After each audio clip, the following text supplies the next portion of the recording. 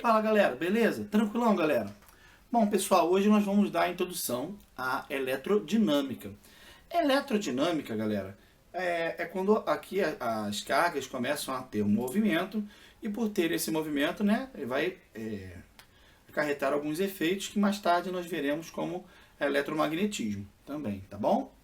Bom, para falar de eletrodinâmica, nós não podemos esquecer do conteúdo que até aqui nós já vimos, né? Da eletrostática. Qual foi a parte que nós já vimos, né?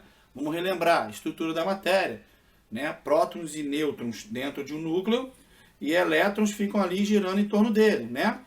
É lógico que eu já expliquei para vocês que isso é uma explicação simplória de um átomo, né? Vamos lembrar o que é um átomo. Átomo, né? Se você aprender aí em português, né? A significa negação, né? Mais ou menos isso, né? E tomo significa divisão. Então, átomo seria algo indivisível. Nós já sabemos que isso hoje não é verdade, né?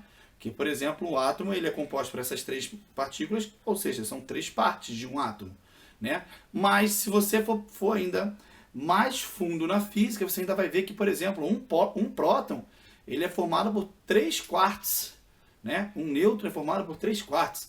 Isso aí que são partículas, né, down, up, mas isso aí a gente não vai entrar porque não é o que nós estamos pretendendo nesse momento, né? Mas vamos falar sobre carga. Mas para falar sobre carga, nós temos que lembrar isso. Prótons e nêutrons ficam dentro do núcleo. O próton, carga positiva, nêutrons, cargas, né, não tem carga, aliás. E os elétrons ficam ali, ó, girando em torno dele, tá? Elétrons são cargas negativas, beleza? Então, mas o que é uma carga elétrica? Lembra que eu falei para vocês que para um corpo estar eletrizado, o número de prótons tem que ser diferente do número de elétrons, né? Se eu tenho 5 prótons e 5 elétrons, né? Lógico que é muito mais, mas só para a gente poder estudar aqui, 5 prótons e 5 elétrons, tá? Eu digo que o corpo está neutro, o corpo não está eletrizado. Se eu tiro um elétron, né? Eu passo a ficar com 5 prótons e 4 elétrons. Então eu tenho uma diferença aqui onde a carga positiva tem mais do que a carga negativa. Então ele fica eletrizado positivamente. E se acontece ao contrário, eu tiro prótons? Vamos falar aqui, né? Que na nossa física aqui, que nós estamos estudando, eu não posso retirar um próton, né? O que eu posso acontecer é eu ganhar mais elétrons. E aí quando eu ganho elétrons, se eu fico com 6 elétrons e 5 prótons, eu tenho um elétron a mais, eu tenho uma carga negativa a mais. Essa diferença da carga negativa vai fazer com que o corpo fique eletrizado negativamente. Então, o que é a carga aqui pra gente? Carga vai ser o número da diferença, tá? Entre o número de elétrons e prótons, tá? Esse númerozinho aqui que eu coloquei como 1, né? Mas é lógico que a gente vai trabalhar normalmente com números muito maiores do que esse, vezes a carga de um elétron ou de um próton. Elétrons e prótons têm a mesma carga, que é chamada de carga elementar.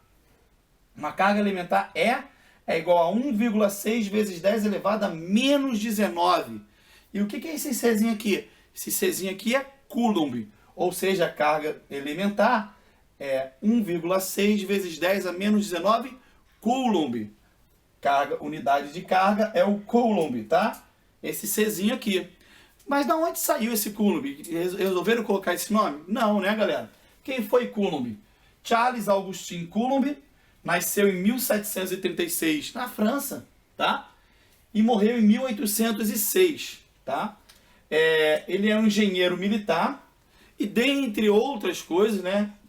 Ele é responsável pela lei de Coulomb, dentre outras coisas, aquela formulazinha da força elétrica é igual a K vezes Q1 vezes Q2 sobre D ao quadrado, também é uma lei de Coulomb, tá? Então, galera, já falamos um pouquinho sobre carga. Você pode estar achando estranho, mas por que resolveu falar um pouquinho sobre os físicos? Porque a gente fala muito sobre unidade, mas às vezes a gente não para falar da onde saiu aquela unidade, quem foi a pessoa por trás disso, né? e eu acho que era legal a gente começar a trazer um pouquinho mais isso, beleza, galera? Então agora nós vamos falar um pouquinho mais, dar prosseguimento a esse assunto, falando de corrente elétrica, beleza? Então, pessoal, agora vamos dar continuidade falando sobre corrente elétrica. Bom, a corrente elétrica, gente, ela está no nosso dia a dia, né? Nós sabemos que isso existe, já ouvimos falar várias vezes, né? Tanto que a unidade de medida de corrente elétrica, muitas pessoas conhecem, já ouviu falar, né? Mas o que vem a ser uma corrente elétrica? Imagine que eu tenho aqui uma bagunça aqui, ó, de elétrons aqui, tá? Os elétrons estão ali todos espalhados, tá? E de repente eu resolvo colocar um condutor, né? Vai ficar mais fácil de entender, por exemplo, se for um fio, né? Eu coloco ali um condutor, um fio, né? Não necessariamente precisa ser um fio, mas para ficar mais fácil a gente entender, tá? Isso aqui é como se eu conseguisse ver por dentro do fio. E aí o que acontece, galera? Esse condutor, ele vai começar a organizar de maneira que haja uma passagem ordenada de elétrons por esse condutor. Então essa bagunça que estava vendo aqui, ela começa a passar de maneira ordenada aqui dentro do condutor. Beleza, galera? Eu começo a encher aqui de elétrons. Quando eu vou enchendo aqui de elétrons, eles mesmos vão se repelindo, porque carga de sinais opostos se repelem, né? E eles vão entrando aqui, ó. E eles vão seguindo esse caminho.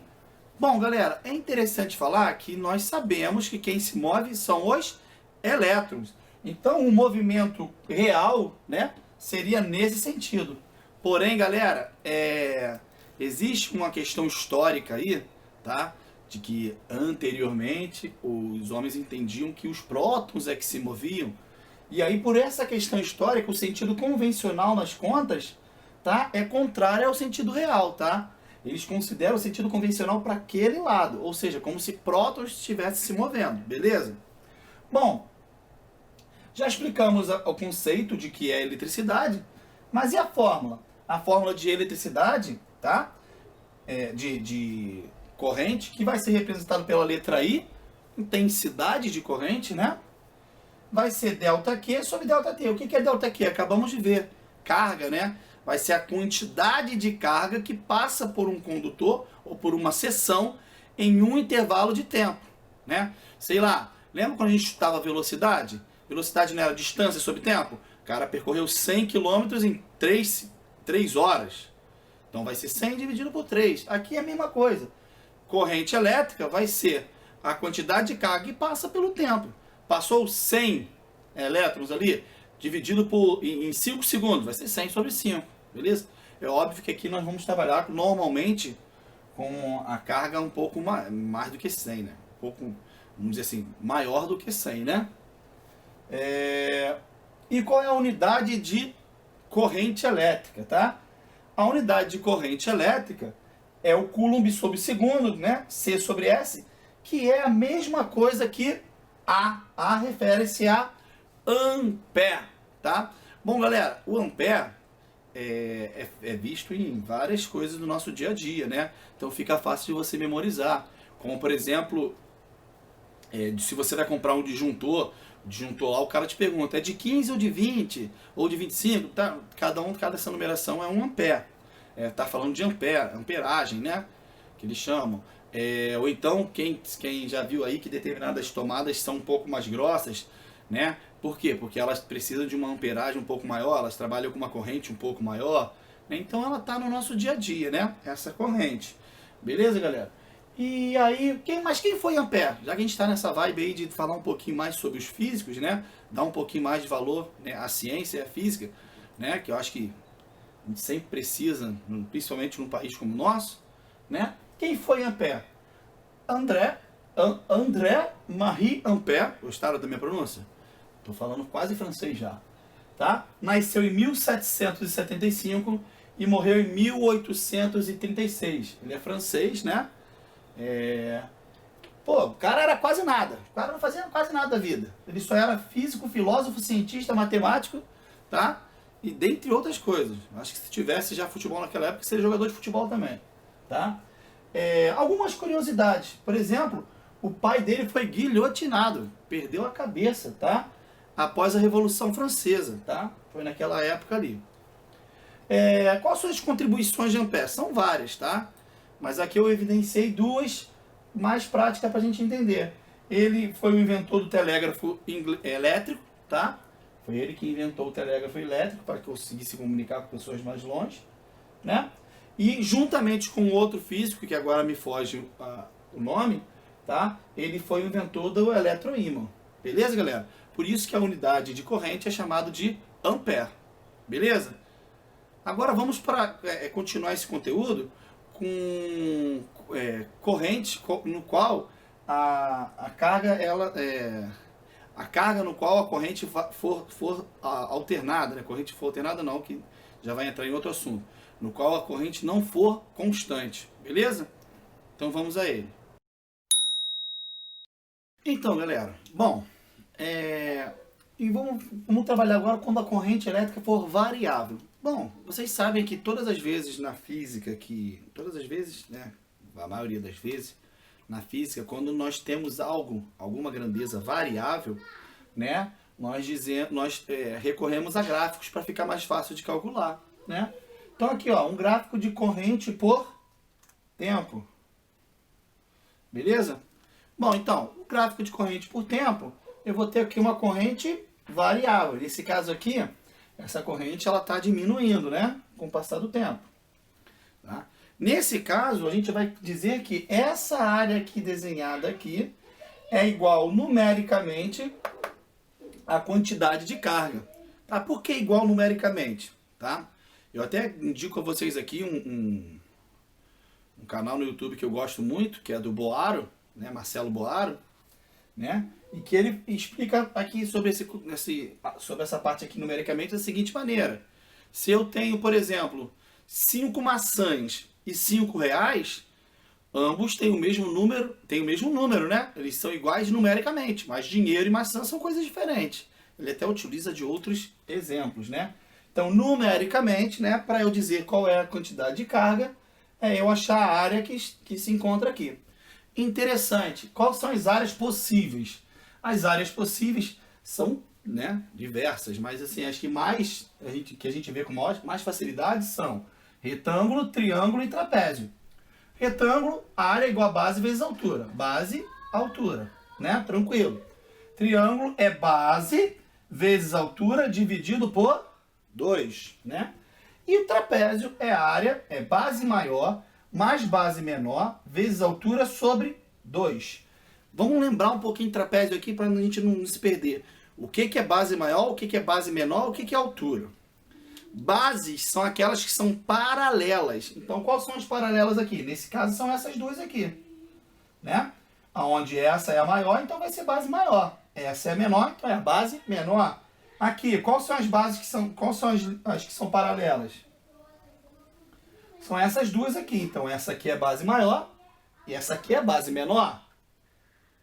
Né? Já nesse aqui, ó, que é o nosso exemplo aqui, é um pouquinho diferente, por isso que eu fiz aqui. As bases, elas estão na vertical, tá, galera? Então, aqui, essa parte aqui seria a base maior, tá? E essa aqui seria a base menor. Cuidado com isso, esse trapézio ele está como se estivesse em pé, né? As bases estão na verticais, cuidado com essas questões, tá? Mais uma coisa, e a altura? Como é que eu sei que é a altura? A altura é a linha perpendicular que liga as duas linhas paralelas. Nesse caso aqui, a altura, ó, a linha que liga essas duas linhas paralelas a altura é aqui. Nesse caso aqui, qual é a linha que liga essas duas bases aqui de maneira paralela, de maneira perpendicular, ou seja, formando um ângulo aqui de 90 graus, né? Nos dois casos, tá?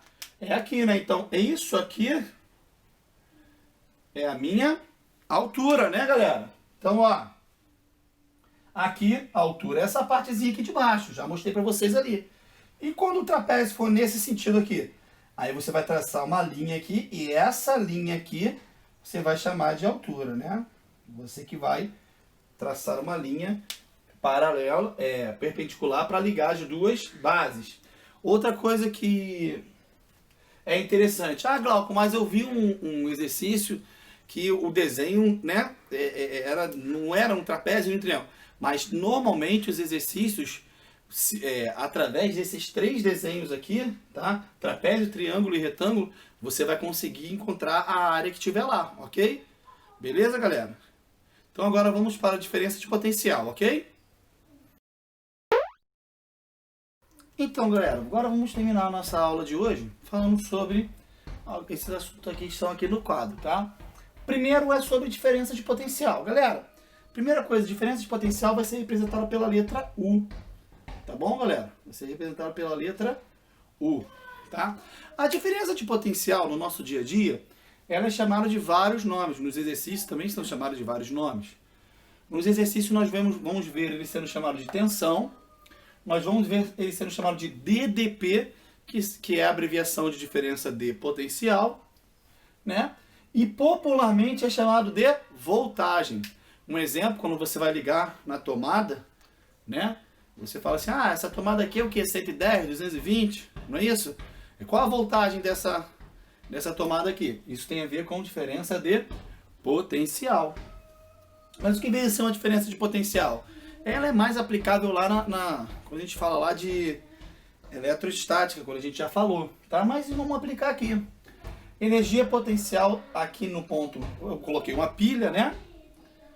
Poderia ser uma bateria, poderia ser outros aparelhos, eu coloquei aqui só porque a pilha fica fácil de a gente entender. Tem um lado positivo e negativo, e eu vou ter aqui uma energia potencial diferente nos dois pontos. Então vai haver um trabalho, houve um trabalho, né? Essa, né, bateria ou pilha vai ser ligada a um circuito, ele vai fazer tudo aquilo que ele precisa fazer, mesmo que seja desde os circuitos mais simples aos circuitos mais elaborados. Por exemplo, um circuito simples de uma pilha ligada a uma lâmpada de LED. Vai acender a lâmpada de LED e vai voltar, tá? Isso nós chamamos de diferença de potencial, tá? Do positivo e do negativo aqui, né? Nós já vimos lá que potencial era energia potencial sobre carga, ou trabalho sobre carga. Então eu vou ter uma fórmulazinha aqui que é um pouco utilizada, mas de repente não custa nada a gente falar, que é DDP, ou diferença de potencial, ou tensão, é igual a trabalho dividido por carga. Galera, trabalho ou energia potencial é Joule, e carga é Coulomb. Então seria Joule sobre Coulomb, que foi convencionado como V de volts, tá? Então a energia potencial vai ser calculado em volts. Mas, Glauco, da onde vem esse volts, tá? É em homenagem ao físico Evangelista Volta. Aliás, Alessandro, né? Errei aqui. Alessandro Volta. Alessandro Volta, né? Que nasceu na Itália em 1745 e morreu em 1827, tá? Alessandro Volta, a história dele é interessante. Ele estudou física, matemática, latim, francês, alemão, inglês. Embora não tenha sido formado em nada disso, tá? Ele foi chamado para trabalhar como professor. Inicialmente como um professor suplente, né? Caso algum professor tivesse algum problema, ele dava aula. E depois ganhou uma cadeira oficial. Ele passou a ser o professor original da turma, tá? Na faculdade. Tá? E ele começou a estudar, e estudava muito nessa área de eletricidade, né? E, por exemplo, ele é o inventor da pilha elétrica, tá? Eu não coloquei aqui, esqueci até de colocar aqui, mas o Alessandro Volta, na Itália, ele é tão conhecido, assim, né? Reverenciado, que foi colocado ele foi colocado na nota de 10 mil liras em 1980. Na década de 80 ele foi colocado, ele e a sua pilha elétrica, tá? Foi colocado no desenho da nota de 10 mil liras. Tá? Interessante falar que Ampère, Volta e Coulomb foram contemporâneos, tá? Contemporâneos entre 1775 e 1806, tá? Eles viveram na mesma época aí. Mas eu não poderia deixar de falar de eletricidade sem fazer uma coisa que eu acho que é de extrema necessidade, tá? Eu coloquei até no meu Facebook lá uma pesquisa rápida sobre quem seria César Lattes. Você já ouviu falar? Né, galera? César Lattes, tá? é muito pouco falado sobre ele aqui no Brasil. Deveria ser falado mais, porque aqui a gente infelizmente não valoriza o nosso, né, os nossos cientistas, né? Aliás, a gente não valoriza nem a ciência, né? Mas tudo bem, vamos continuar aqui, tá? César Lattes nasceu em 1924 aqui em Curitiba, no Paraná, tá? Aqui no Brasil, e morreu em 2005, tá?